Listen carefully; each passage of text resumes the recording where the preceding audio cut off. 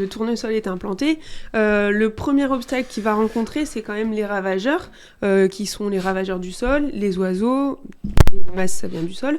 Mais d'abord, Mathieu, qu'est-ce qu'on sait de ces ravageurs ? Est-ce qu'on a beaucoup de données et comment on peut lutter contre eux ?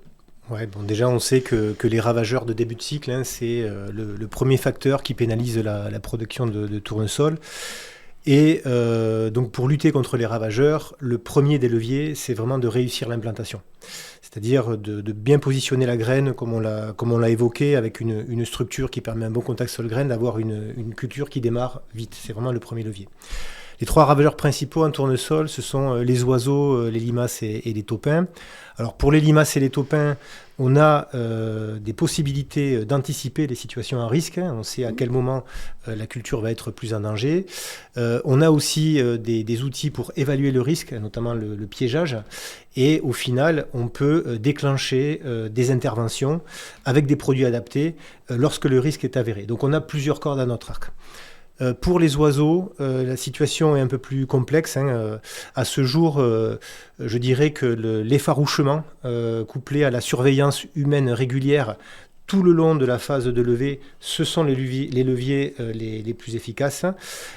Et en plus, par rapport à l'effarouchement, en ayant une gestion raisonnée des dispositifs, parce qu'on sait que les oiseaux s'habituent, et donc il faut éviter de les utiliser à une fréquence trop régulière ou sur des durées trop importantes. Bon, pour les leviers pour lutter contre les oiseaux, on continue de travailler, bien entendu. On teste en permanence des leviers pour apporter des solutions aux producteurs. On continue de tester des leviers tels que les répulsifs ou des effaroucheurs robotisés ou même des leviers agronomiques. Et ce qu'il sera important, la clé pour les prochaines années, c'est de progresser sur la connaissance du comportement des oiseaux. Malheureusement, aujourd'hui, c'est un sujet pour lequel on a un manque d'investissement de la recherche appliquée. Et ça, pour l'instant, ça freine un petit peu la recherche de solutions basées sur le comportement des oiseaux. Mais voilà, mais on continue quand même de tester des leviers pour en amener prochainement aux producteurs. Ok. Du coup, si on est un peu limité sur les leviers, il y a la question de vigueur du tournesol, c'est-à-dire de permettre au tournesol de bien se développer et d'être moins vulnérable moins longtemps. Cette année, on l'a vu, ils ont été quand même longs à démarrer. Il y a eu du temps, ils ont été très vulnérables pendant très longtemps à cause de la pluie. Est-ce qu'il y a des variétés, Alexis, qui permettent au tournesol de démarrer à grande vitesse et pouvoir être moins abîmé par rapport aux ravageurs ? Oui, bah, tu as tout dit dans le contexte. Et il faut créer cette compétition entre la croissance de la plante et la vitesse d'attaque des ravageurs. Aujourd'hui, en tout cas chez RAGT, on propose dans une partie de notre gamme des variétés qui sont dites Vigor Plus, donc qui ont une vigueur de départ qui est de très bon niveau. Et ce concept Vigor Plus, vous avez le logo qui est juste derrière là, pour les auditeurs. Ce concept Vigor Plus, en fait, c'est pas seulement qu'un concept marketing, c'est vraiment techniquement quelque chose qu'on évalue pendant 3 ans. On fait passer nos variétés dans des cursus d'évaluation, dans des essais, et on note la vigueur. Et il faut que la variété testée, elle obtienne chaque année une note de 105% de la moyenne des variétés testées. C'est-à-dire qu'elle a une vigueur supérieure à toutes les autres, et de façon pluriannuelle. C'est-à-dire pendant 3 ans, il faut qu'elle ait une note qui soit vraiment, vraiment importante. Donc ça permet de labelliser ces variétés, de les caractériser sur une vigueur de départ de très bon niveau. Et en plus de ce trait de caractère variétal, on va y adjoindre pour l'ensemble de nos variétés que l'on propose au portefeuille France un biostimulant qu'on appelle le Fortify. Le Fortify, qu'est-ce que c'est ?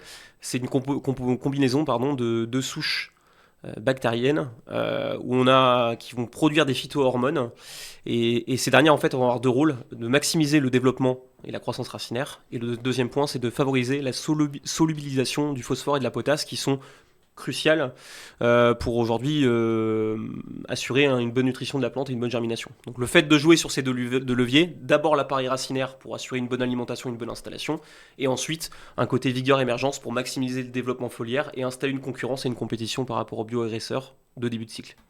Ok. Et du coup, j'en profite que tu as la parole pour te demander une petite synthèse en 3 points, on va dire. Eh bien, premier point pour moi, je pense que la connaissance des ravageurs, et là je souligne surtout la pression oiseau, qui est aujourd'hui quelque chose de vraiment impactants en tournesol. Donc la connaissance de ce bioagresseur va nous faire progresser forcément sur les moyens de lutte. Ça, c'est le premier point. Deuxième point, je pense qu'il faut qu'on ait quand même une attention particulière aussi sur tout ce qui va être résidus, couverts, etc., qui peuvent être des structures hautes pour des parasites, comme des ravageurs comme les limaces par exemple. Et puis le dernier point, ça va être effectivement de ressouligner ce côté vigueur de départ, qui aujourd'hui est pour moi un levier incontournable dans la réussite de la culture.